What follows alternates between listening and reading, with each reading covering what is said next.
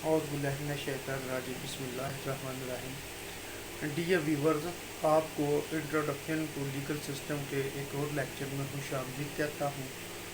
آج ہم chapter number 7 Islamic legal system کے اندر ڈفرینٹ اسکول آف تھاٹ کو ہم ڈسکس کریں گے۔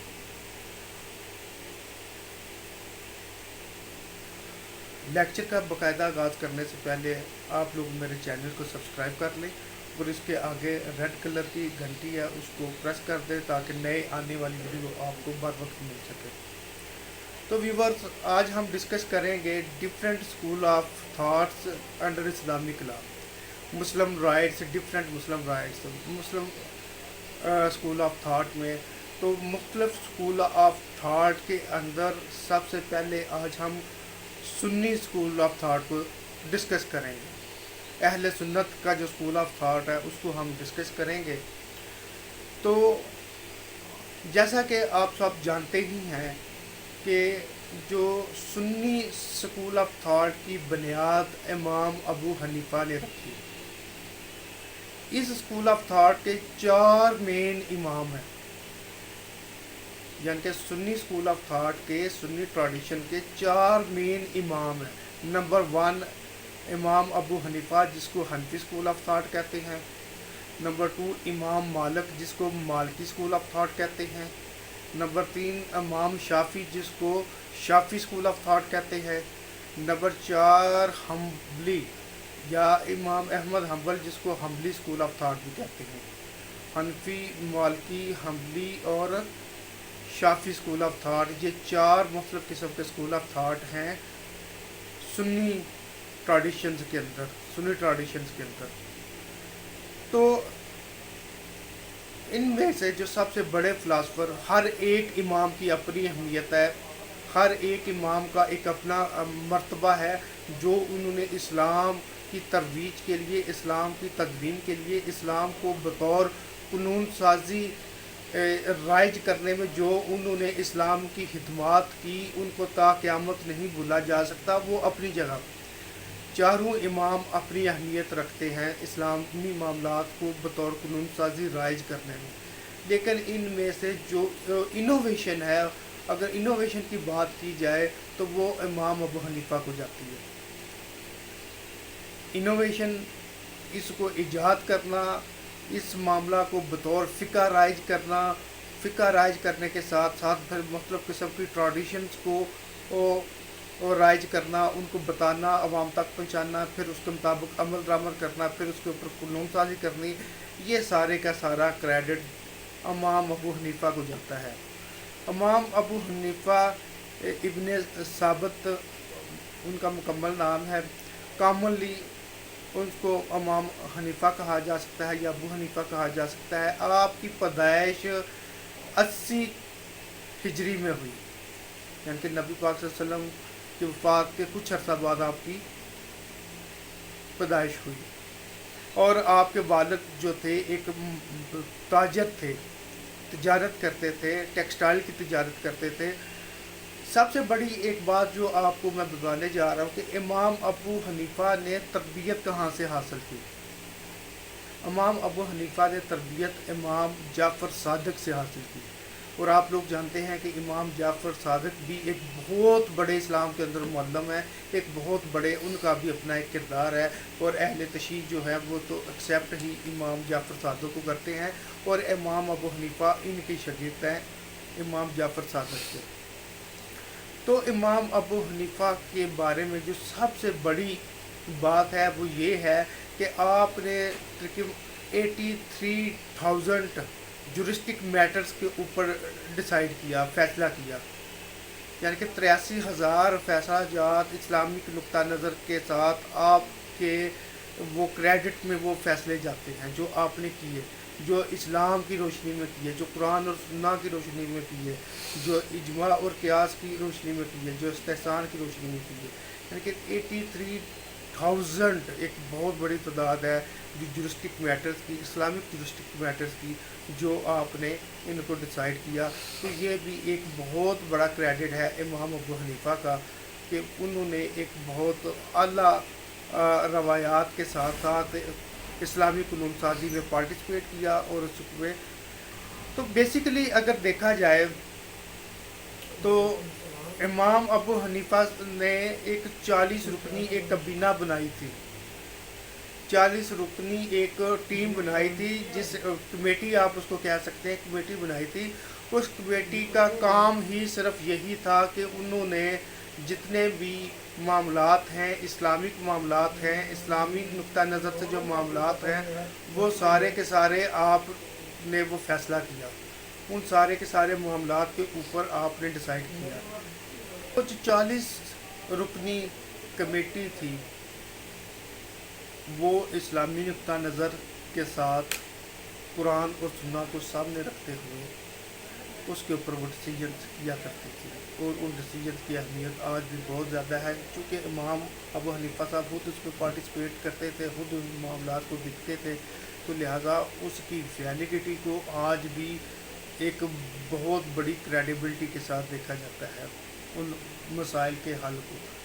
तो अगर मैं ये कहूँ तो गलत नहीं होगा कि कुरान और सुन्ना के बाद जो इस्लामी निज़ाम, इस्लामी कानून साजी, इस्लामी अहकाम को समझने में जो हमारी रहनुमाई करती है, वो इमाम अबू हनीफा की किताब बुखारी शरीफ है, जो उन्होंने मुख्तलिफ़ किस्म के मामलात उसके अंदर दर्ज किए, मुख्तलिफ़ मामलात को उसमें अंदर समोया। अब अगर हम इमाम अबू हनीफा के बहुत बड़े कारनामे की अगर हम बात करें, तो उन इमाम अबू हनीफा का सबसे बड़ा कारनामा ये है कि उन्होंने इस्लामिक जूरिस्प्रूडेंस की बुनियाद रखी। जिस तरह आप इंग्लिश जूरिस्प्रूडेंस को देखते हैं, कौमों के लीगल सिस्टम को देखते हैं, रोमन लीगल सिस्टम था, कॉमन लॉ का लीगल सिस्टम है, सिविल लॉ ट्रेडिशन का, अमेरिकन रियलिज्म का, और मुख्तलिफ़ किस्म के जो लीगल सिस्टम है। तो इसी तरीके के साथ बिल्कुल एक इंतहाई जदीद तरीके के साथ और इसमें बड़ी चीज़ों को समझने के साथ उन्होंने इस्लामिक जूरिस्प्रूडेंस की बुनियाद रखी, जिसको फ़िक़ा कहा जाता है। फ़िक़ा कहा जाता है, और फ़िक़ा के अंदर जो क्वालिटीज़ उन्होंने दर्ज की, उन क्वालिटीज़ की भी बहुत बड़ी अहमियत है। और इस फ़िक़ा को बतौर इस्लामिक लेजिस्लेटर सिस्टम उन्होंने नाफज किया, फ़िक़ा की बुनियाद रखी, बहुत बड़ा ये उनका कारनामा है। और अगर हम बात करें उनके कवानीन की, उनके असूलों की, तो उनके कवानीन और उनके असूलों में जो सबसे बड़ा मामला आता है वो क़ियास है, इजमा है, इस्तिहसान है। तो इन चीज़ों को मैं शॉर्टली ब्रीफ कर देता हूँ। इनमें से जो सबसे बड़ा मामला है, इनमें जो क़ियास है, इजमा है और इस्तिहसान है, फिल वक्त इनकी तरफ अपने आप को मबजूल करते हैं। तो जो इजमा है, इजमा के बारे में इमाम अबू हनीफा का जो वो इल्म है वो बड़ा वाज़ेह है।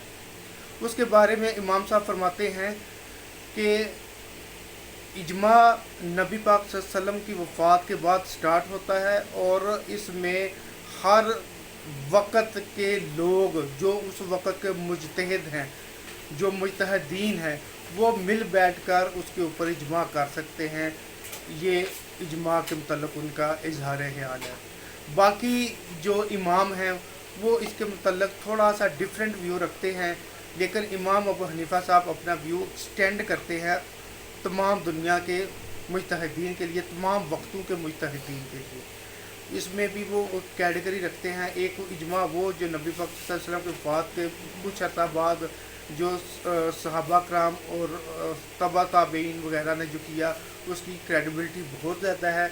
और एक इजमा वो है जो आज तक के लिए उन्होंने करार दिया कि जो हर वक्त के आलम आपस में बैठ कर इजमा वो कर सकते हैं। इसके बारे में हदीस शरीफ भी है कि नबी पाक सल्लल्लाहु अलैहि वसल्लम फरमाते हैं कि मेरे उम्मत के बेहतरीन लोग कभी भी किसी गलत चीज़ पर इत्फाक नहीं कर सकते। तो ये वो ट्रेडिशन में एक रवायत भी बयान करते हैं। तो इजमा को जिस तरह के हमारे बाकी अकाबरीन, बाकी मुकातबे फ़िक्र, हाँ वो हनफी स्कूल ऑफ थाट के हैं, हाँ वो दूसरे स्कूल ऑफ थाट के हैं, वो उसको कंजेक्टेड रखते हैं, मुख्तसर रखते हैं। लेकिन इसके मतलब हज़रत इमाम अबू हनीफ़ा साहब का जो व्यू है वो ब्रॉडेड है, वो नैरो नहीं है, वो ब्रॉडेड है, वो बहुत वसी व्यू है इसके बारे में। अब अगर हम बात करते हैं क़ियास की, तो क़ियास फोर्थ पिलर है लेजिस्लेशन का इस्लाम के अंदर। पहला कुरान, दूसरा सुन्ना, तीसरा इजमा, फोर्थ क़ियास है। क़ियास की भी इमाम अबू हनीफ़ा साहब बहुत बड़ी अहमियत बयान करते हैं, और ख़ुद भी उन्होंने क़ियास के मामलात में जो इन्होंने लेजिस्लेशन की, जो उनकी कौंसल ने, जो उनकी कमेटी ने, जो उसके रफ़ाकार ने जो लेजिस्लेशन की, उसमें क़ियास का भी बहुत बड़ा रोल है। क़ियास कहते हैं बेसिकली एनालॉजी को, डिडक्शन को, किसी चीज़ को किसी चीज़ के ऊपर प्रेफर करना या एक्सटेंड करना। प्रेफर तो बड़ा कॉमन इल्लत की वजह से एक्सटेंड भी इसको किया जा सकता है, प्रेफर भी आप उसको कह सकते हैं। एक्सटेंड करना ज़्यादा मुनासिब होगा कि इसमें से कानून को जो इस्लाम और जो कुरान और सुन्ना की रोशनी में है उसको एक्सटेंड किसी दीगरे मामलात में किया जाता है, उन मामलात में जिसके ऊपर कुरान या सुन्ना में या तो वाज़ेह अल्फाज के अंदर हुक्म मौजूद नहीं है या वाज़ेह अल्फाज में ममानियत मौजूद नहीं है। तो क़ियास के ज़रिए उन मामलात को कानून साजी में शामिल किया जाता है। ये भी इमाम अबू हनीफ़ा का एक बहुत बड़ा कारनामा है। तीसरा जो उनका बड़ा कारनामा है इजमा क़ियास के बाद, वो इस्तिहसान है। इस्तिहसान में भी, इस्तिहसान तो ये एक ऐसा अछूता और एक ऐसा मॉडर्न कॉन्सेप्ट है जो उन्होंने आज से 1300 साल पहले इसकी बुनियाद डाली। इसमें वो प्रेफर करते हैं पब्लिक इंटरेस्ट को। इस्तिहसान के अंदर फ्रीडम की बात की जाती है, इस्तिहसान के अंदर पीस ऑफ माइंड की बात की जाती है, इस्तिहसान के अंदर यूनिवर्सल प्रैक्टिस ऑफ मैनकाइंड की बात की जाती है, इस्तिहसान के अंदर उन मामलात की बात की जाती है जो इनोवेशंस हैं, जो पब्लिक इंटरेस्ट के लिए हैं और जिनकी कुरान और सुन्ना मुखालफत नहीं करता या पर्टिकुलर अल्फाज में उसकी इजाज़त नहीं देता। तो उसके बारे में इस्तिहसान के ज़रिए वो रहनुमाई की जाती है, जिसमें पब्लिक इंटरेस्ट सबसे बड़ा हथियार है और पब्लिक इंटरेस्ट सबसे बड़ा काम है। तो पब्लिक इंटरेस्ट या इक्विटी या मसावात एक ऐसा मामला है जो कि सबसे मेन स्ट्रीम लाइन के अंदर इसकी अहमियत रखता है। तो व्यूअर्स, हमने देखा कि इमाम अबू हनीफ़ा ने इस्लामिक जूरिस्प्रूडेंस की बुनियाद रखी, फ़िक़ा जिसको हम कहते हैं, इजमा का वाइडर व्यू पेश किया, क़ियास की बुनियाद रखी, इस्तिहसान की बुनियाद रखी। इस्तिहसान अगर हम मॉडर्न दौर में इसकी बात की जाए तो ब्रिटिश सिस्टम की इक्विटी के हम पल्ला है, या आप ऐसे भी कह सकते हैं कि मॉडर्न दौर में ब्रिटिश सिस्टम में जो इक्विटी का निज़ाम है वो इस्लामिक सिस्टम के निज़ाम इस्तिहसान से एक्सट्रैक्ट शुदा है, क्योंकि इस्तिहसान का निज़ाम तो आज से 1300 साल पहले दिया गया, इक्विटी का निज़ाम तो 1000 साल पुराना भी नहीं होगा, 500 साल पुराना शायद है या इससे कम या ज़्यादा थोड़ा सा। तो इक्विटी को एक्सट्रैक्ट किया गया, जो रोशन प्रिंसिपल्स थे, इस्लामिक प्रिंसिपल थे इस्तिहसान के अंडर। इस्तिहसान के ज़रिए जो मामलात थे वो इमाम अबू हनीफ़ा ने हाईलाइट किए और उसके ज़रिए से कानून साजी की गई, और इस चीज़ की एक वाज़ेह मिसाल मौजूद है। जदीद दौर इस चीज़ को कॉपी कर रहा है, हर सोसाइटी इस चीज़ को कॉपी कर रही है, इनोवेशन की बात कर रही है। इवन के जो 20वीं सदी के जो अमेरिकन फ़िलासफ़र्स हैं, जिसमें जीरोम फ्रैंक है, जिसमें प्रोफेसर डॉयस है, जिसमें लेविलियन है, जिसमें प्रोफेसर येटूमा है और बहुत सारे प्रोफेसर हैं, वो इस चीज़ को कॉपी करते हैं। वो कहते हैं कि इनोवेशन ऑफ लॉ की बात करते हैं कि सिर्फ स्टिक नहीं रहा जा सकता ट्रेडिशंस के साथ। तो ये भी इस्तिहसान भी इनोवेशन ऑफ लॉ की बात करता है। استحसान तो है ही मॉडर्न टेक्निक से मुतल्लिक़ है, जिसमें आप जदीद तकाज़ों के मुताबिक मामलात को देखते हैं। शर्त ये है कि उन मामलात की नफ़ी कुरान पाक में ना की गई हो या सुन्नत में ना की गई हो। तो ये उनका एक बहुत बड़ा कारनामा है। इसके अलावा लोकल कस्टम और यूजेज को भी इमाम अबू हनीफा साहब बहुत बड़ी अहमियत देते हैं।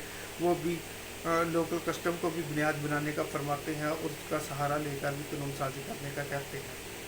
तो लोकल कस्टम और यूजेज आज अगर हम देखें दौर जदीद में जो ब्रिटिश सिस्टम है या अमेरिकन सिस्टम है, वो इस चीज़ को कन्वेंशंस, कस्टम्स और ट्रेडिशंस के ज़मरे में लाकर इसकी बात करते हैं, कि रवायात की बात करते हैं, रवायात से जुड़े रहने की बातें भी करते हैं। तो इमाम अबू हनीफा ने कस्टम की भी बात की अपने दौर के हवाले से। तो अगर हम इनकी शागिर्दों में या इस स्कूल ऑफ थॉट के दूसरे इमाम के बारे में बात करें तो इमाम अबू यूसुफ का नाम बहुत प्रोमिनेंट है, इमाम मोहम्मद इब्ने हसन का बड़ा नाम, फिर इमाम ज़फ़र और इमाम हसन इब्ने ज़ैद का नाम बड़ा फेमस है इमाम अबू हनीफा की पैरवी में इस स्कूल ऑफ थॉट के अंदर। तो डियर स्टूडेंट्स, इमाम अबू हनीफा की ज़िंदगी का मतालिया किया जाए तो वो इस छोटे से लेक्चर में मुमकिन नहीं है, लेकिन ये बात कि इमाम अबू हनीफा ने जहाँ पर कुरान और सुन्ना को बतौर सोर्स ऑफ लॉ करार दिया, वहाँ पर इजमा को इनोवेटिव स्टेजेस के साथ उसकी दागबेल डाली, वहाँ पर क्यास एक नई इनोवेशन की बात की, इस्तेहसान टोटली एक नई और फॉर द टाइम बिंग इसमें कानून को अप टू डेट रखा जा सकता है, फ्रेश किया रखा जा सकता है, जो कि आज मॉडर्न टेक्निक्स के ज़रिए कानून को मॉडर्नाइज करने की बात की जाती है। लेकिन हमारा इस्तेहसान इमाम अबू हनीफा का तोहफ़ा जो उन्होंने दिया वो बड़े सदियों से मुसलमान को रहनुमाई कर रहा है। इसी वजह से मुसलमान अपने कवानीन को अप टू डेट कर रहे हैं और वक़्त की ज़रूरियात के लिहाज से उसके अंदर इनोवेटिव्स को जज़ब करके तो उसको रिफॉर्म्स कर रहे हैं, बशर्ते कि वो मामलात कुरान और सुन्ना के एंटी न हों। तो डियर स्टूडेंट्स, अगर आपका कोई भी सवाल है तो आप कमेंट में नीचे पूछ सकते हैं। आपकी कोई भी तजवीज़ है, कोई भी एडिशन है या करेक्शन है तो वो आप कमेंट में दे सकते हैं। तो इस वीडियो को लाइक ज़रूर कीजिएगा और शेयर भी ज़रूर कीजिएगा। इंशाअल्लाह ताला अगला लेक्चर अगले इमाम मालिक से मुतल्लिक़ होगा। उस वक्त तक के लिए इजाज़त दें। अल्लाह हाफ़िज़।